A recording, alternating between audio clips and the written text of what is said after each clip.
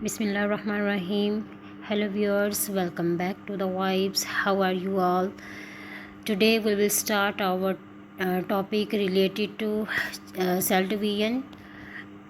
Chapter number 5 class 9 cell division का एक topic है माइटोसिस। आज हम इसको डिस्कस करेंगे कि माइटोसिस क्या होती है। फर्स्ट ऑफ ऑल माइटोसिस जो है इसके अंदर सेल ने डिवाइड करना होता है। तो इस माइटोसिस की ज़रूरत क्यों पड़ती है, इसकी वजह क्या है? तो माइटोसिस की 3 मेन रीज़न्स होती हैं। एनिमल्स के अंदर growth, repair, healing, asexual reproduction, ये वो प्रोसेसेस हैं जिनके अंदर सेल ने डिवाइड करना होता है। हमें पता है कि ऑर्गेनिजम्स जब ग्रोथ होती है उनके अंदर, तो उनके अंदर सेल जो हैं वो डिवाइड करते हैं, नए नए सेल्स बनते हैं। तो ये सारा अमल किसके ज़रिए होगा? माइटोसिस के ज़रिए होगा। उसी तरह अगर बॉडी पार्ट के अंदर कोई रिपेयर होना है या कोई हील होना है, तो इन सारे प्रोसेसेस के लिए हम माइटोसिस को यूज़ करते हैं। तो ये 3 के 3 प्रोसेस हमारे पास किस लिए, इसकी ये रीज़न क्या है, ये माइटोसिस होने की वजूहात हैं। इन्हीं चीज़ों को, इन्हीं रीज़न्स को बुनियाद बनाकर हम क्या करते हैं, एनिमल्स के जो सेल होते हैं उनके अंदर माइटोसिस होती है। सेल माइटोसिस के ज़रिए कैसे डिवाइड करता है? जो एनिमल्स होते हैं उनके अंदर कुछ सेल इस तरह के होते हैं जो कॉन्स्टेंटली मुसलसल जो है वो डिवाइड होते जाते हैं। कुछ सेल वो होते हैं जो कभी डिवाइड नहीं होते या कभी कभार डिवाइड होते हैं। अगर हम उन सेल्स की बात करें जो कॉन्स्टेंटली डिवाइड होते हैं, तो वो एम्ब्रियो के, स्किन के, गट लाइनिंग के सेल्स होते हैं। इन सेल्स ने चेंज होते जाना है। अगर हम एम्ब्रियो की बात करें तो 7 वीक के अंदर जो एम्ब्रियो है उसके सेल्स जो हैं वो चेंज होते जाते हैं। वो सेल जो डिवाइड नहीं करते हैं उनके अंदर आ जाते हैं cardiac cells. Cardiac cells brain के सेल जैसे नर्व सेल्स होते हैं, उसके अलावा स्पाइनल कॉर्ड के सेल्स होते हैं। ये सेल ऐसे होते हैं जो सेल डिवीजन के दौरान बहुत कम इनके चांसेस होते हैं चेंज होने के या डिवाइड होने के, अदरवाइज़ ये डिवाइड नहीं होते हैं। सेल डिवीजन 2 तरह से होती है। सेल डिवीजन, सेल ने जब डिवाइड करना है तो वो 2 तरह से करेगा। एक तो प्रोसेस होता है माइटोसिस का और दूसरा प्रोसेस होता है मियोसिस का। माइटोसिस के अंदर जो स्किन के सेल होते हैं या ये कह लें कि जो बॉडी के सेल होते हैं वो डिवाइड करते हैं। हम कहते हैं कि माइटोसिस सोमैटिक सेल्स के अंदर होती है, जबकि मियोसिस का जो प्रोसेस है ये जर्मलाइन सेल्स के अंदर होता है। हम कह सकते हैं कि जो सेक्स सेल्स होते हैं उनकी फॉर्मेशन के लिए मियोसिस का प्रोसेस टेक प्लेस किया जाता है। अब हमें ये तो पता हो कि सोमैटिक सेल और सेक्स सेल या जर्मलाइन सेल्स क्या होते हैं। सोमैटिक का वर्ड सोमा से निकला है जिसका मतलब होता है बॉडी। तो हम कहते हैं कि सोमैटिक सेल्स वो सेल्स होते हैं जिन्होंने बॉडी के सेल्स बनाने हैं। A cells whose gene will not be passed on to future generations, वो वाले सेल्स होते हैं जो फ्यूचर जनरेशन में रिप्रोडक्शन में नहीं आते, बल्कि इन्होंने बॉडी के सेल्स को बनाना होता है। जबकि जर्म सेल्स जो होते हैं, ये सेल्स जो होते हैं ये एग और स्पर्म सेल्स होते हैं, ये सेक्स सेल्स होते हैं। तो हम कहते हैं a cell that is destined to become a gamete, egg और स्पर्म, जिसने एग और स्पर्म सेल बनाने होते हैं। A cells whose gene can be pass to future generation, जिसने नेक्स्ट रिप्रोडक्शन के प्रोसेस में जो आने वाली नस्लें हैं उनके अंदर मुंतकिल होना होता है, उनको हम जर्म सेल्स कहते हैं। सोमैटिक सेल माइटोसिस के अंदर डिवीजन होती है, जबकि जर्म सेल्स जो होते हैं ये मियोसिस के अंदर होते हैं।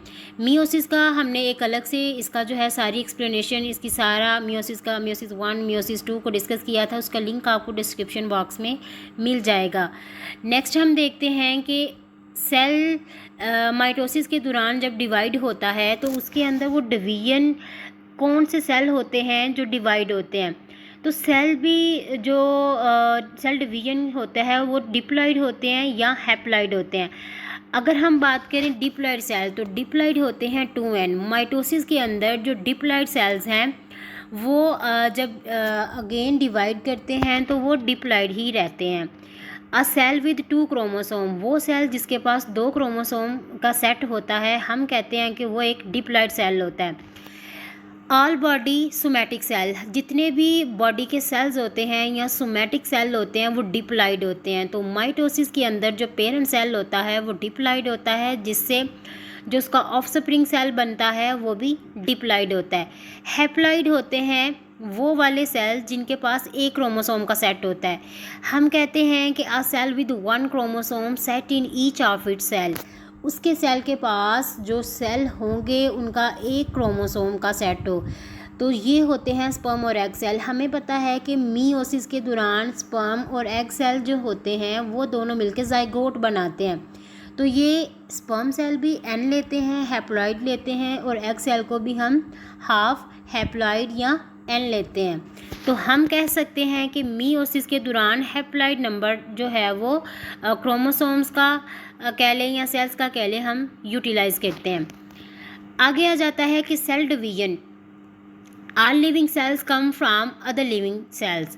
हमें पता है कि जितने भी बॉडी के सेल्स बनते हैं वो सब के सब अपने प्रीवियस सेल से, जब एक सेल ने डेड होना है तो वो अपने सेल को डिवाइड करके मज़ीद सेल्स बनाने के बाद ख़ुद को जो है वो ख़त्म करते हैं, डेड करते हैं या चेंज करते हैं।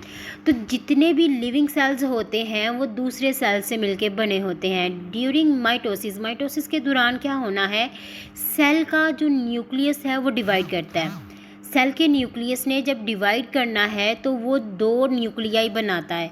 वो दोनों के दोनों न्यूक्लियाई जो होते हैं सेम एज इट इज़ अपने पेरेंट सेल के जैसे होते हैं। तो हम कहते हैं कि सेल डिवीजन के दौरान जब माइटोसिस होनी है तो माइटोसिस के प्रोसेस के अंदर क्या होगा कि जो पेरेंट सेल है डिप्लॉइड पेरेंट सेल से डिप्लॉइड उसके आइडेंटिकल जेनेटिक इन्फॉर्मेशन वाले 2 मोड न्यूक्लियाई वाले सेल्स बनते हैं। तो माइटोसिस के अंदर क्या होगा, सेल का न्यूक्लियस डिवाइड करेगा और वो same as it is identical genetic information रखने वाले 2 न्यूक्लियाई बना देगा। नेक्स्ट आ जाता है कि माइटोसिस जो है वो क्या है और ये कैसे होनी है। माइटोसिस जो होती है वो प्रोड्यूस होती है जेनेटिकली आइडेंटिकल सेल्स के अंदर। तो कहते हैं हम mitosis is produces 2 genetically identical cell. इसने क्या करना है, माइटोसिस ने 2 जेनेटिकली आइडेंटिकल सेल्स बनाने होते हैं। Mitosis is refer to in the following stages. अब इसकी कुछ स्टेजेस होती हैं जैसे प्रोफेज, मेटाफेज, एनाफेज और टीलोफेज। तो हम देखेंगे कि ये क्या होती हैं।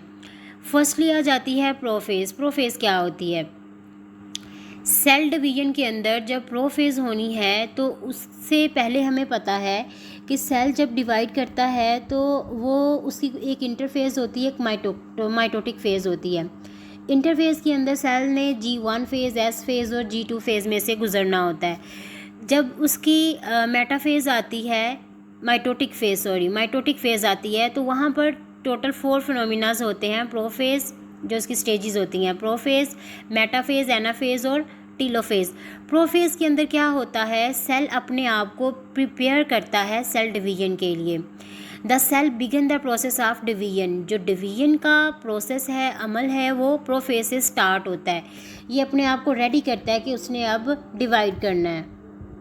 यहाँ पर सेल जो है उसके अंदर जब सेल डिवीजन होनी है तो वो प्रोसेस प्रोफेज के अंदर स्टार्ट होना है। तो फर्स्टली हमें पता है कि सेल का जो डीएनए होता है उसके अंदर जो क्रोमोसोम्स होते हैं वो एक धागे की शक्ल में होते हैं।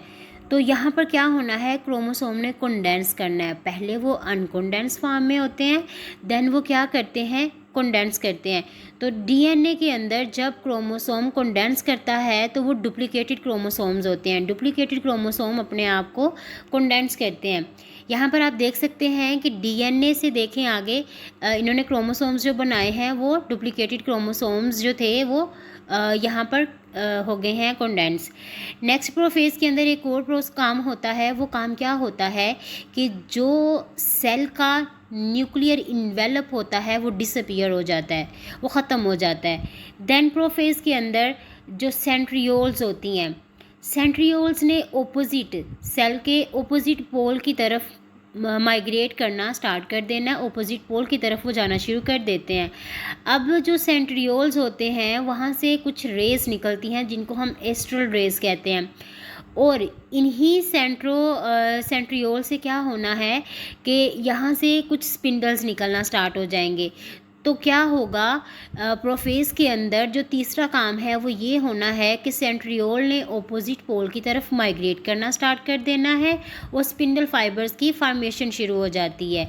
ये यहाँ पे आपको क्लियर कट नज़र आ रहा होगा कि प्रोफेज के अंदर किस तरह से स्पिंडल फाइबर ऑपोजिट पोल की तरफ जा रहे हैं। नेक्स्ट आ जाता है मेटाफेज। मेटाफेज के अंदर क्या होता है, प्रोफेज में मेन काम हो गए 3। अब मेटाफेज के अंदर एक प्लेट बनती है जिसको हम मेटाफेज प्लेट कहते हैं। यहाँ पर वो प्लेट कैसे बननी है, कहता है the chromosomes line up at the equator of the cells. Cell का जो इक्वेटर होता है वहाँ पर क्रोमोसोम अपने आप को लाइन अप कर लेते हैं। वो लाइन अप जब अपने आप को इक्वेटर में करते हैं सेल, तो वहाँ पर वो एक प्लेट बनाते हैं जिसको हम मेटाफेज प्लेट कहते हैं। सेंट्रियोल्स टोटली तौर पर ऑपोजिट साइड में चले गए होते हैं और स्पिंडल फाइबर्स जो होते हैं वो पूरे सेल के अंदर बन चुके होते हैं। और कुछ स्पिंडल फाइबर्स ऐसे होते हैं जो क्रोमोसोम के सेंट्रोमेयर में से पास कर रहे होते हैं और वो सेंट्रोमेयर के साथ अटैच होते हैं। The chromosomes line up at the equator of the cell metaphase plate with the centrioles at opposite ends, opposite end पे centrioles के साथ, and the spindle fiber attached to the centromere। Chromosome के जो 2 sister chromatid होते हैं वो जिस point से आपस में जुड़े होते हैं उसको हम सेंट्रोमेयर कहते हैं। उस सेंट्रोमेयर के साथ स्पिंडल फाइबर जुड़े होते हैं। नेक्स्ट आ जाता है, ये देखें यहाँ पर आपको इसका माइक्रोस्कोपिक स्ट्रक्चर में नज़र आ रहा होगा कि किस तरह से ये अपने आप को इक्वेटर में लाइन अप करते हैं और वहाँ पर एक मेटाफेज प्लेट बना देते हैं और स्पिंडल फाइबर ने सेंट्रोमेयर से इनको कैच किया होता है। नेक्स्ट आ जाती है एनाफेज। एनाफेज के अंदर क्या होगा, एनाफेज में सेल जो होता है वो सेंट्रोमेयर से डिवाइड करता है। क्रोमोसोम्स स्पिंडल फाइबर क्रोमोसोम के सेंट्रोमेयर से अटैच होते हैं। एनाफेज के अंदर क्या करना होता है, उस सेंट्रोमेयर से क्रोमोसोम सेपरेट हो जाते हैं, अलग अलग हो जाते हैं। At this point each chromosome goes from having 2 sister chromatid to being 2 separate chromosome. हर क्रोमोसोम जो होता है वो 2 सेपरेट क्रोमोसोम बना देता है और जो क्रोमोसोम होता है वो 2 सिस्टर क्रोमाटिड्स होते हैं जिन्होंने मज़ीद 2 सेपरेट क्रोमोसोम्स बनाने होते हैं, क्योंकि क्रोमोसोम तो अलग अलग हो गए हैं। तो एनाफेज के दौरान जो स्पिंडल फाइबर होते हैं वो स्पिंडल फाइबर्स जो हैं वो क्रोमोसोम को सेंट्रोमेयर से वो खींचते हैं और जो सेंट्रियोल्स होते हैं जब ये इनको अपनी अपनी तरफ खींचते हैं तो उस दौरान सेंट्रोमेयर से डिवीजन होती है जो एनाफेज के अंदर होती है, जिसमें 2 सेपरेट क्रोमोसोम्स बनते हैं। स्पिंडल फाइबर कॉन्ट्रैक्ट करते हैं and the chromosomes are pull to opposite pole. Spindle fibre ने कॉन्ट्रैक्ट करना है और क्रोमोसोम्स ने क्या हो जाना है, अपोजिट पोल की तरफ सेपरेट हो जाना है। नेक्स्ट आ जाती है हमारे पास टीलोफेज। टीलोफेज के दौरान क्या होना है, जो प्रोफेज में हुआ था उसका उल्ट सारा कुछ इसके अंदर होगा, ये कह सकते हैं। यहाँ पर एक्चुअली सेल ने डिवाइड करना है।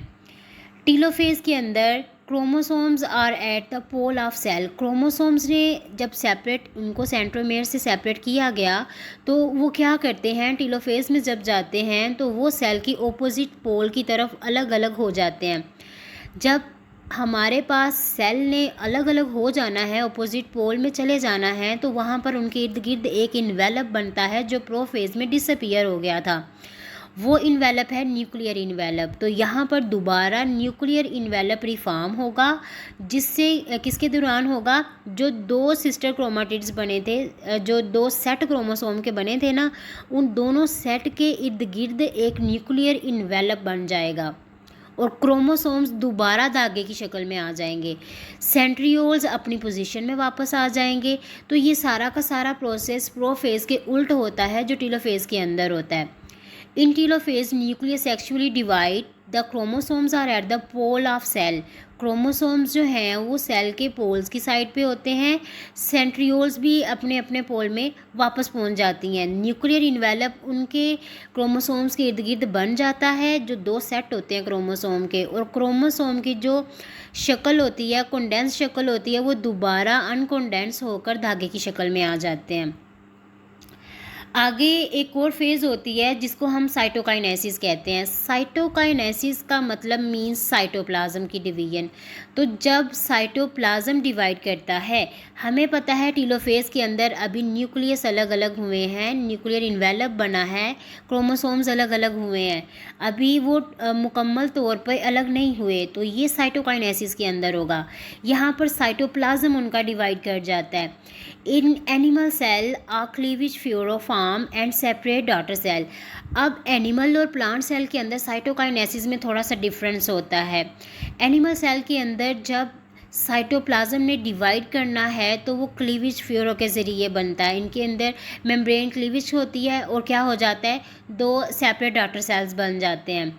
जबकि प्लांट सेल के अंदर जो साइटोकाइनेसिस होनी होती है, ये उस तरह से नहीं हो सकती क्लीवेज के ज़रिए। प्लांट सेल के अंदर एक प्लेट बनती है और वो प्लेट क्या करती है, डॉटर सेल को सेपरेट कर देती है। इसकी रीज़न ये है कि एनिमल सेल के पास सेंट्रियोल्स होती हैं, उनके पास एस्ट्रोरेज प्रेजेंट होती हैं। वो सेंट्रियोल्स क्लीवेज में हेल्प करती हैं, जिससे एनिमल सेल के अंदर साइटोप्लाज्म डिवाइड कर जाता है। जबकि प्लांट सेल के अंदर सेंट्रियोल और एस्ट्रोरेज नहीं होती हैं और डॉटर सेल को सेपरेट होने के लिए एक प्लेट की ज़रूरत होती है। आई होप सो आपको माइटोसिस की समझ आई होगी। अगर किसी बच्चे का कोई क्वेश्चन होगा, अगर किसी को कहीं से समझ नहीं आई होगी, तो आप कमेंट सेशन में मेरे से पूछ सकते हैं। मैंने ईच एंड एवरीथिंग को एक्सप्लेन करने की पूरी कोशिश की है। उसके अलावा अगर आपका कोई क्वेश्चन है तो आप पूछ सकते हैं।